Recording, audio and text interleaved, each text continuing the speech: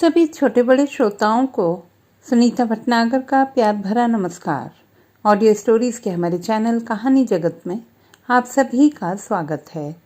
हिंदी कहानियों की श्रृंखला में आइए आज सुनते हैं जयश्री रॉय जी द्वारा रचित कहानी ड्राइविंग लाइसेंस। गौतम के सामने वह थप्पड़ मेरे गाल पर नहीं, रूह पर पड़ी थी। आंखों के सामने तैरते स्याह धब्बों के पार मैंने मुड़कर देखा था। वह हमेशा की तरह दूसरी तरफ देख रहा था। वह यहाँ इस कमरे में, इस घर में नहीं था, कभी नहीं होता। उसका झुका हुआ सर, गिरे हुए कंधे मेरी नज़रों के सामने धुंधला जाते हैं। उसका यूं होकर ना होना मेरे भीतर कुछ चिलकता है, बुझती अंगीठी की आग की तरह। विवशता अलग बात है, मगर कोई इतना निर्लिप्त, इतना तटस्थ कैसे हो सकता है? जिंदा इंसान का खून गर्म होता है। आगे मेरे हर तरफ गहरा कुहासा है और उसमें गूंजती मेरी सिसकियां। मैं रोना नहीं चाहती, मगर रोती हूँ खुद से नफरत करते हुए। अपना लिजलिजापन अब नहीं सहा जाता। क्यों हूँ मैं ऐसी असहाय, विपन्न? हर क्षण पसलियों में जकड़ा दिल पत्ते की तरह कांपता रहता है। जिया हुआ आतंक शिराओं में थपथपाता है। डर मेरा स्वभाव हो गया है, खून में प्रवाहित होता है ऑक्सीजन की तरह। मगर इसमें जीवन नहीं, मृत्यु है, भय से लिथड़ा हुआ। शादी के गुजरे हुए 18 साल भय की धीमी जहर को बूंद बूंद जीने जैसा है। दिन के उजाले में खंजर की तरह चमकता हुआ, रात के घुप अंधकार में सांप के कैंचुल की तरह लसलसाता हुआ। अनंत ने मेरे भीतर डर को गहरे रोप दिया है। खाल पर गहरे हल्के धब्बों के साथ आत्मा में नीले फफूंद की तरह जड़े हुए। एक अरसा हुआ मैं हिचकियों में नहीं रोती, खुलकर नहीं बोलती। शिकायत? वह तो कभी नहीं। अनंत से मेरा प्रेम विवाह था। मैं अक्सर अपनी देह पर पड़ी लाल नीली धारियों को देखते हुए हैरत से सोचती हूँ, प्यार से बड़ा कोई झूठ हो सकता है? मुझे अनंत के कहे शब्द याद आते, चमकदार, रंगीन मगर खोखले। समंदर के तट पर बिखरे शंख सीपियों से, सुंदर और खाली। सपने और अपेक्षाएं एक एक कर टूटी थी। बहुत मर्मांतक था वह सब। मुखौटे के पीछे का सच कदाकार, भयावह, यह अनंत ही तो था जिसे मैंने प्यार किया था। कलई उतरते ही भीतर की बदसूरती अपनी पूरी भीषणता के साथ सतह पर उलीच आया था। एक सुंदर चेहरे और रंग रोगन के पीछे छिपी सड़ांध देती सोच, गीड़ और कीचड़ से लिथड़ी दृष्टि जो अभाव और अंधकार के सिवा कुछ नहीं देखना चाहता। प्रेम में मैंने मनुष्य को सबसे ऊपर माना था। खून, रंग, औकात की परवाह नहीं की थी, मगर धीरे धीरे समझ पाई थी। कपड़े और जुबान बदल लेने से खून में दौड़ता संस्कार और भीतर दबा पड़ा समूह मन बदल नहीं जाता।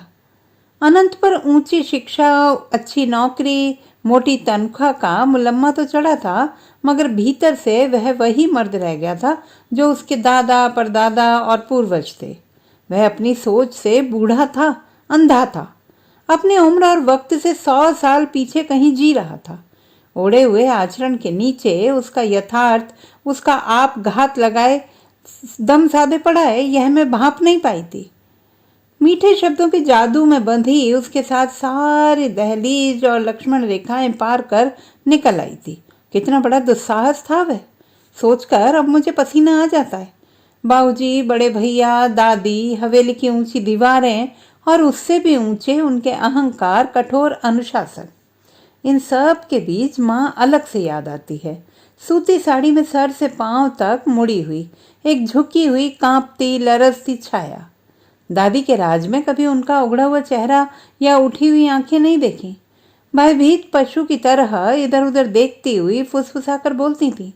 उनका सोना जागना, चलना फिरना कुछ भी नजर नहीं आता था। एक परछाई की तरह चुपचाप इस कोने से उस कोने तक सरकती फिरती थी। जमींदार घर की बहुओं को 7 पर्दों में मूंद कर रहना पड़ता था। माँ भी रहती थी। उन्हें छत पर जाने नहीं दिया जाता था, खिड़की पर बैठने नहीं दिया जाता था। पैरों पर सांकल पड़ने से पहले मैं अपनी माँ के लिए जाने कहाँ से क्या क्या चुरा लाती थी। कविता, कहानी की किताबें, रंगीन तस्वीरें, फूल।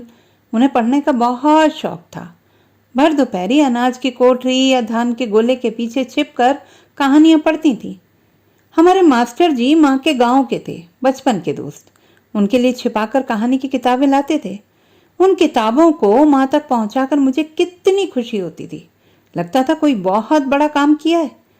जिस दिन मैंने थाल में पानी डालकर माँ को उसमें 14वीं के चांद का अक्स उतार कर दिखलाया था, माँ मुझे सीने से लगाकर बहुत रोई थी।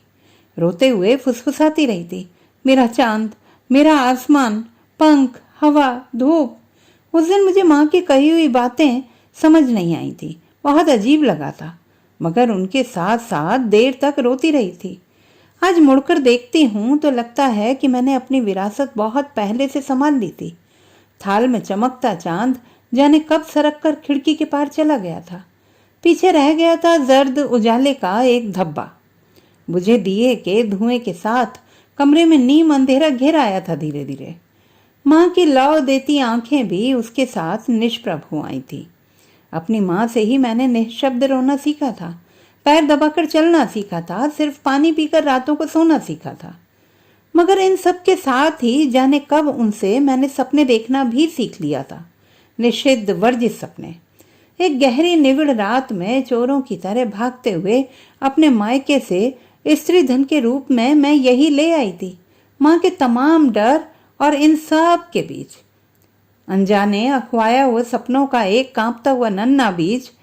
डर के बीच जिए और पनपे मेरे सारे सपनों का रंग नीला ही था। इतनी डरपोक रूना इतना बड़ा कदम कैसे उठा पाई? पूरा गांव मेरी इस हरकत से हैरान रह गया था। कल की 16 साल की रूना आज इतने वर्षों बाद पीछे मुड़कर देखती है तो खुद भी सोचती रह जाती है, प्यार ये है जो इतना हौसला दे सकता है। उन दिनों मैं सचमुच प्यार में थी।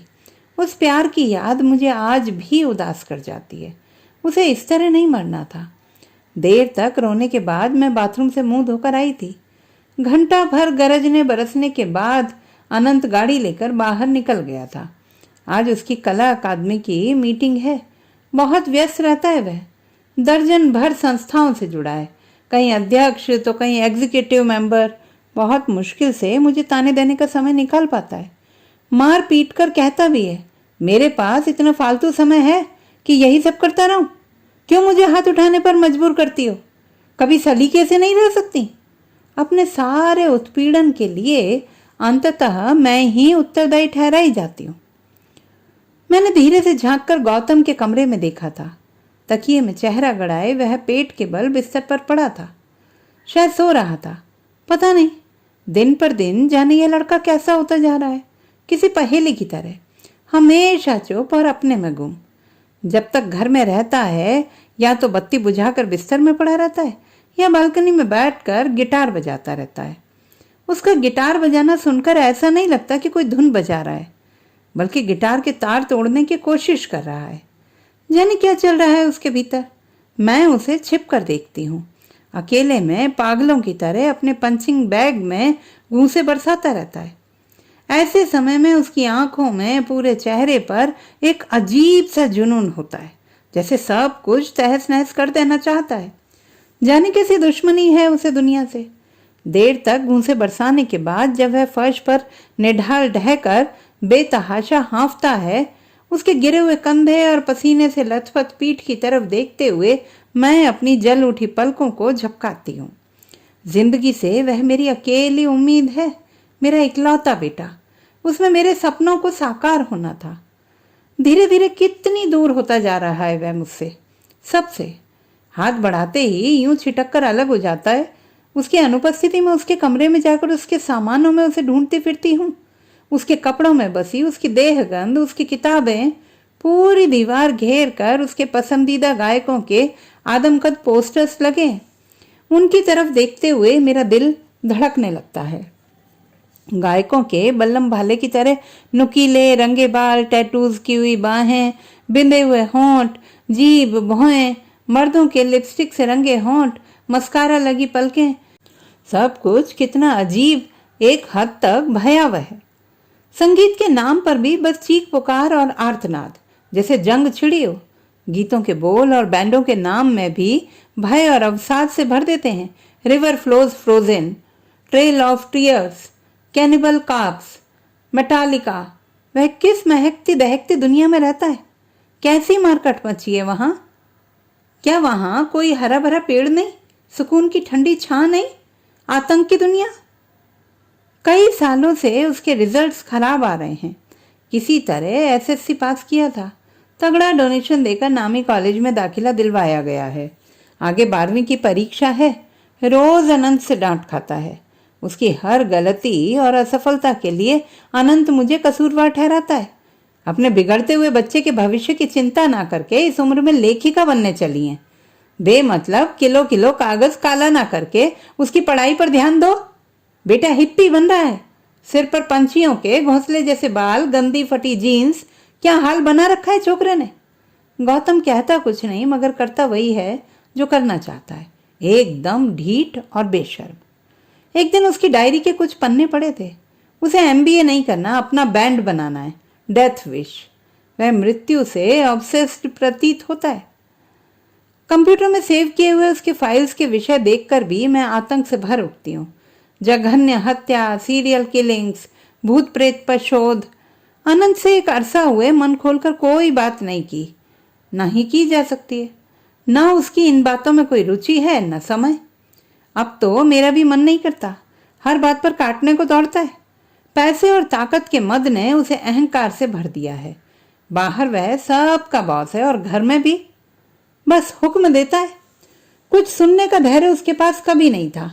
मैं शादी से पहले के अनंत के चेहरे का मिलान आज के अनंत से करती हूँ तो मुझे कहीं कोई साम्य नहीं मिलता। वह अनंत जिसे मैंने जिंदगी की तरह प्यार किया था, वह कभी था भी? इतने बड़े भ्रम को मैंने कैसे सच मान लिया था? मुट्ठी से झड़ गई रेत की तरह अपनी जिंदगी के बारे में अब मैं सोचना ही नहीं चाहती। दिमाग जिंदा बारूद बन जाता है। कब टूट कर रेजा रेजा हो जाऊं सोचकर दहशत से भर उठती हूँ। अभी मुझे जीना है। गौतम मेरा अकेला दायित्व है, उसे पूरा करना है। मेरा सारा कहना सुनना अब सत्य के साथ है। वही है जिसके पास मैं अपने मन की गांठें खोलती हूँ। वह सुनता है मुझे। उसके पास मेरे लिए हमेशा समय होता है। हजारों किलोमीटर दूर बैठा हुआ भी वह मेरे साथ साथ होता है। मैं सोच ही नहीं पाती मेरे लिए यह उसकी करुणा है या प्यार। वह कहता है प्यार है। मान लेना चाहती हूँ मगर ठिठक जाती हूँ। कुछ इतना खूबसूरत, इतना अनोखा मेरे लिए कैसे हो सकता है? मेरे लिए तो किस्मत के हाथ हमेशा ही तंग रहे हैं। कुछ मिला भी तो बहुत कुछ खोकर। एक का मूल्य मैंने अक्सर दो से चुकाया है। थोड़ी सी खुशी के बदले ढेर सारे दुख मोल लिए हैं। अरसा हुआ मन का सहज विश्वास खो गया है। अब किसी तरफ 2 कदम निश्चिंत नहीं बढ़ा पाती। सत्य कहता है, तुम्हें मेरे प्यार पर यकीन नहीं होता ना? कहो, इस रिश्ते से क्या मिलना है मुझे? अपनी कैद से तुम निकलना नहीं चाहती। नेट, फोन के जरिए एक आभासी दुनिया के वाशिंदे बनकर रह गए हैं हम। कभी तुम्हारा हाथ तक नहीं पकड़ा, कभी पकड़ सकूंगा ये भी नहीं जानता। फिर भी रात दिन तुम्हारे साथ हूं ना? तो फिर यही तो विडंबना है। तुम सचमुच मुझसे प्यार करते हो इस तरह टूटकर। इस सुख को मैं संभाल नहीं पाती। अरसा हुआ सब कुछ खोकर कुछ खोने के डर से परे हो गई थी। अब सत्य को पाकर फिर से डर गई हूं। मेरे पास खोने के लिए बहुत है। सत्य है, उसका अमित प्यार है। सत्य कहता है मैं तुम्हारे पास रहना चाहता हूँ, बस तुम्हारा होकर। मुझे कहीं जाने मत देना। सुनकर मैं बस रोती हूँ। मुझसे इतना सुख नहीं सहा जाता। सुख मुझे डराता है, आशंकित करता है। मुझे उदासियां रास आ गई हैं। मैं इनके आदी हो गई हूँ। सत्य मेरी आदत बिगाड़ने पर तुला है। कहता है मुझसे अपेक्षाएं करो, जिद करो, मैं तुम्हारे सारे सपने पूरे करूंगा। अपने प्यार से तुम्हें बिगाड़ना चाहता हूँ। अब तक हर खुशी से वंचित रही हो, अब जी लो मुझे। मैं तुम्हारी जिंदगी बनकर रहना चाहता हूँ। सुनकर मैं निशब्द रोती हूँ। फोन के दूसरी तरफ सत्य गहरी सांसें लेता है। फिर रोने लगी ना? उससे कुछ नहीं कहती मगर चाहती हूँ कि वह मुझे रोने दे। खुशी में रोने का मौका जिंदगी में पहली बार इस तरह आया है। अक्सर सोचती हूँ कि जाने सत्य किसे चाहता है, मुझे या मेरी कहानियों की रचयिता को। वह शून्य में खड़ा होना चाहता है, हवा में आश्रय ढूंढ रहा है। घर की नींव को जमीन का आधार चाहिए। वह सोचता नहीं। सपने सुंदर होते हैं, मगर उनमें हमेशा जिया जा सकता है क्या? भीतर वर्षों की उदासियां इकट्ठी थीं। उन्हें बाहर उलीचना जरूरी था, वरना सांस घुट जाती। कलम हाथ में पकड़ी तो मन बह निकला। शब्दों का ज्वार उठा। मेरी लेखनी ने मेरे जीवन के सारे क्लेश को अपने में समेट लिया। एक बार छपी तो बस छपती चली गई, मगर किंचित खुशी के साथ ढेर सी परेशानियां आईं। बाहर दुनिया थी तो घर में अनंत, हमेशा दंश देने को तैयार। हर वह चीज जो मुझे दुनिया से जोड़े, मुक्त करे, पहचान और व्यक्तित्व दे, उसे उससे नफरत थी। मैं उसकी मिल्कियत हूं, उसकी जागीर, उसके घर में पड़ी रहूं। फिर चाहे मुझ में घुन ही क्यों न लग जाए या जंग, उसे परवाह नहीं। मैं रोऊं, जिंदगी भर रोऊं, उसे कोई ऐतराज नहीं। ऐतराज है तो उसे सिर्फ मेरी खुशी से, मुस्कुराहट से, आजादी से। मैं उसके दिए दुख में जीऊं, उसी के दुख में मर जाऊं, उसका पुरुष अहंकार इससे ज्यादा सोच ही नहीं पाता। मैं छपने लगी हूं, मेरा लिखा सराहा जाता है, मेरी पहचान बन रही है। यह सब उसके बर्दाश्त के बाहर है। रात दिन लताड़ कर, मेरा मखौल उड़ाकर वह मेरे आत्मविश्वास को तोड़ देना चाहता है कि अपनी आखिरी कोशिश को छोड़कर मैं पंगु बन जाऊं। शायद मैं बन भी जाती, मगर सत्य ने, उसके प्यार ने मुझे ऐसा होने से रोक लिया। यह उसी का दिया विश्वास है जो मैं खुद पर ला सकी। मैं चल नहीं पाती, लड़खड़ा कर गिर पड़ती, और ऐसे में सत्य हर बार बढ़कर मुझे संभाल लेता। कहता, उठो, फिर कोशिश करो, तुम ऐसा कर सकती हो। और उसके शब्दों के तिलिस्म से बंधी मैं फिर से चल पड़ती। उसका मुझ पर विश्वास, प्यार मेरी बैसाखी नहीं, मेरा हौसला बन गए थे। अनंत की निर्ममता और गौतम की उदासीनता के विराट शून्य के बीच यदि मेरे पास कुछ था तो वह सत्य का साथ था। दूर एक अलग शहर में बैठा वह हर क्षण मेरे साथ होता था। एक बार शहर में लगे पुस्तक मेले में उससे मुलाकात हुई थी। मेरे सगे प्रकाशित पुस्तक में मेरा हस्ताक्षर लेने अचानक सामने खड़ा हुआ था। उस छोटी सी मुलाकात में एक जादू सा घटा था। कुछ पलों के लिए हम स्तब्ध से रह गए थे। उसी समय अनंत मुझे वहां से खींच ले गया था। उसके बाद आई थी उसकी चिट्ठियां, फोन। वर्षों से बंजर पड़ी जमीन के एक टुकड़े पर जीवन अखवाया था। हरियाली की कुछ छींटें पड़ी थी अनजाने ही। हर जगह मैं सज धज कर अनंत के पीछे पीछे चलती हूँ। अनंत शान से अपनी सुंदर पत्नी का परिचय सबसे कराता है। मेरी मिसेस कुमार। मेरा कोई नाम भी नहीं इस परिचय में। लोग दूर से मुझे हाथ जोड़कर मेरा अभिवादन करते हैं, नमस्ते भाभी या हेलो मिसेस कुमार। इसके बाद सब मुझे नजरअंदाज कर देते हैं। मैं घंटों किसी कोने में बैठी जमाइयां लेती रहती हूँ, या मेरी ही तरह किसी बड़े आदमी की सजी धजी पत्नी से इधर उधर की दो चार औपचारिक बातें करने की कोशिश में और बोर होती रहती हूँ। इस बीच अनंत पूरी महफिल में छाया रहता है, ठहाके लगाता है, किसी से हाथ मिलाता है, लोगों से घिरा जाने क्या क्या डिस्कस करता रहता है। यह अत्याचार मैंने वर्षों झेला है, मगर मेरे साथ एक दो कार्यक्रमों में जाकर ही वह झल्ला उठा था। लोग मुझे मेरे नाम से जाने, उसका परिचय मेरे पति के रूप में कराया जाए, यह उससे बर्दाश्त नहीं होता। मेरे परिचितों से वह बेरुखी से पेश आता है। उसका व्यवहार भी अपमानजनक होता है। सारे साहित्यकार, संपादक, प्रकाशक उसके लिए चिरकुट और फटीचर होते हैं। तुम्हारे ये मनहूस साहित्यकार, झोला थैला, दाढ़ी छाप, पान चबा चबा कर बौद्धिक चर्वण का ढोंग, काम धाम कुछ है नहीं, बैठ बैठ कर भाषण। जब तक बेकार हैं कम्युनिस्ट हैं, कल रोटी दारू का जुगाड़ हो जाए कैपिटलिस्ट हो जाएंगे। अंगूर खट्टे हैं और क्या, चले हैं दुनिया बदलने। कितना विरोधाभास है उसके स्वभाव में। इधर साहित्यिक सांस्कृतिक संस्थानों में मुख्य अतिथि के रूप में भाषण करते हुए दुनिया जहान की अच्छी अच्छी बातें करता है, और घर में उसी साहित्य कला का श्राद्ध करता रहता है। कितने चेहरे हैं उसके, सहूलियत के हिसाब से ओढ़ उतार लेता है। इन मुखौटों की भीड़ में सबसे कुरूप है उसका अपना चेहरा, जिससे शायद सिर्फ मैं ही परिचित हूं। सत्य हर क्षण मेरे साथ होता है, फिर भी मैं धीरे धीरे अपना हौसला खोती जा रही हूं। अनंत ने मुझे वर्षों पहले निराश कर दिया था, मगर गौतम का मूक विद्रोह, हर तरह से निर्लिप्त हो जाना, किसी अजनबी की तरह मुझसे सहा नहीं जा रहा। इन दिनों एक नया शगल पाल लिया है उसने, वीडियो गेम। कॉलेज के बाद का अधिकतर समय इसी में बिताता है। कभी कभी सारी सारी रात। सुबह समय पर उठ नहीं पाता। हर दूसरे दिन कॉलेज का प्रिंसिपल या टीचर मुझे बुलाकर शिकायत करते हैं। खाना पीना भी एक तरह से भूल गया है। पूछने पर तरह तरह के बहाने बनाता है। कितना चिड़चिड़ा हो गया है।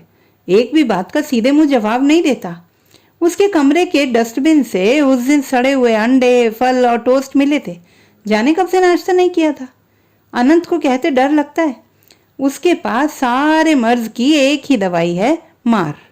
गौतम जब छोटा था हर बात पर उसे बेरहमी से पीट दिया करता था। कई बार तो छड़ी और बेल्ट से भी। उसे बचाते हुए कितनी बार मैं खुद जख्मी हो चुकी थी। पहले पहल जब कभी अनंत मुझ पर हाथ उठाता था, गौतम आकर मुझसे लिपट जाता था। 3 साल पहले ऐसे ही एक मौके पर अनंत ने उसे बेल्ट से बुरी तरह पीटा था। अनंत न जाने किस किस के नाम से मुझे ताने दे रहा था उस दिन। मेरा कसूर यह था कि मैंने रात के 10 बजे किसी लेखक का फोन उठा लिया था। मैं जानती थी कि गौतम अपने कमरे में जाग रहा होगा, इसलिए मुंह बंद किए सब सुने जा रही थी। कितनी बार हाथ जोड़कर उनसे मिन्नतें की थी कि वह इतनी जोर से ना बोले, मगर अनंत हमेशा की तरह कुछ भी बके जा रहा था। और फिर वही हुआ था जिसका मुझे डर था। बीच में अचानक कहीं से गौतम आ खड़ा हुआ था। अपनी मुट्ठियां भींच भींच कर जाने क्या कुछ बोल गया था अनंत से उस दिन। सुनकर कुछ देर के लिए तो अनंत भी सख्ते में आ गया था। फिर उसने गौतम को बुरी तरह पीटा था। गौतम 7 दिनों तक बिस्तर पर पड़ा रह गया था। उसे किसी तरह समझा न पाने के कारण दुख, हताशा और अपमान से झुलस कर मैंने भी उसे कह दिया था कि बड़ों के बीच उसे आइंदा कुछ बोलने की जरूरत नहीं है। उसके बाद जाने क्या हुआ था। गौतम अपने आप में एकदम सिमट गया था। उसका बोलना, जिद करना, झगड़ना सब बंद हो गया था, किसी अजनबी की तरह। सबके बीच रहकर भी अपने आप में संप्रक्त उदासीन। कितनी कोशिश करती हूँ उसकी चुप्पी तोड़ने की। हर बार किसी अदृश्य दीवार से टकराकर लौट आती हूँ। गौतम ने अपने और हमारे बीच जाने कितनी गहरी खाई खोद ली है। सत्य कहता है उसे जरा समय दो। प्यूबर्टी से गुजर रहा है। भीतर हार्मोन्स तांडव मचा रहे होते हैं इस समय। इस उम्र में ऐसे मूड स्विंग स्वाभाविक हैं। यह समय उसे परेशान करने का नहीं, साथ देने का है। उसे समझाने से ज्यादा समझो। उसे उसका स्पेस दो, सब ठीक हो जाएगा। मैं सत्य की बात पर यकीन कर लेना चाहती हूँ, मगर अंदर का डर है कि खत्म ही नहीं होता। जाने गौतम किस दिशा में चल पड़ा है। मेरी हर समस्या का एक ही समाधान है, सत्य के पास, मेरे पास चली आओ। इतना सहज है क्या यह सब। फिर गौतम, उसका क्या। उसे तो इस समय सबसे ज्यादा मेरी ही जरूरत है। उसे उसके हाल पर छोड़कर अपनी खुशी के पीछे हो लूं। क्या गौतम के बिना कहीं कोई खुशी हो सकती है मेरे लिए। ऊन के लच्छों की तरह मेरे इर्द गिर्द सवाल के घेरे पड़ते जाते हैं और मैं आपाद मस्तक उलझ कर रह जाती हूँ। आज फिर एक बार अनंत के सामने जाकर खड़ी होना पड़ेगा। लखनऊ में साहित्याकाश पत्रिका का स्थापना दिवस है। मुझे भी एक वक्ता के रूप में आमंत्रित किया गया है। इस बार जाना जरूरी है। पिछले कई कार्यक्रमों को टालती आई हूँ। कौन जाकर अपना मजाक बनाए। 1-2 बार का अनुभव ही काफी है। अनंत मुझे कहीं अकेले जाने की इजाजत नहीं देता और साथ जाने के लिए उसके पास समय नहीं। साफ कह चुका है, मेरी इजाजत के बगैर घर से कदम बाहर निकालने से पहले तलाक के पेपर पर साइन करके जाना। फिर देखता हूं तुम्हारा कौन फटीचर आशिक तुम्हें पनाह देता है। दूर बैठकर फोन पर या व्हाट्सएप पर दूसरों की बीवियों से मीठी मीठी बातें करना आसान होता है। जिम्मेदारी उठानी पड़ी तो 2 दिन के प्रेम के देव कूच कर जाएंगे। फिर तो हवा फांक कर तुम जी नहीं पाओगी। 10-20 कहानियां लिखकर साल भर में जो 2-4 हजार कमा लेती हो, उससे तो गुजर होने से रही। एक बार किसी तरह साथ चलने को तैयार भी हुआ तो पूरे कार्यक्रम के दौरान इस बेशर्मी से मेरी निगरानी करता रहा कि लोगों में तमाशा बन गया। हर आने जाने वाले लोगों को घूर घूर कर देखता रहा। किसी ने अभिवादन किया तो बड़ी बेरुखी से उसे जवाब दिया। सबके बीच बैठकर निर्लज्ज ढंग से अपनी डींगे हाँकता रहा। किसी अप्रिय घटना को टालने के लिए मैं भय से तटस्थ रही। यहाँ तो लोगों को गॉसिप के लिए कोई बात मिल जाए, जब वह बढ़कर किसी से मेरे बारे में पूछताछ करने लगता था, मैं मन ही मन प्रार्थना करने लगती थी। घर लौटकर भी महीनों तक उसने किसी न किसी बात को लेकर मेरा जीना दूभर कर रखा था। अचानक बीच रात को मुझे झिंझोड़ कर जगाकर पूछने लगता, तुमने तो कहा था कि पिछले बुक फेयर में आलोक शास्त्री नहीं मिले थे, जबकि इस बार उनकी बीवी ने बताया कि वे आए थे।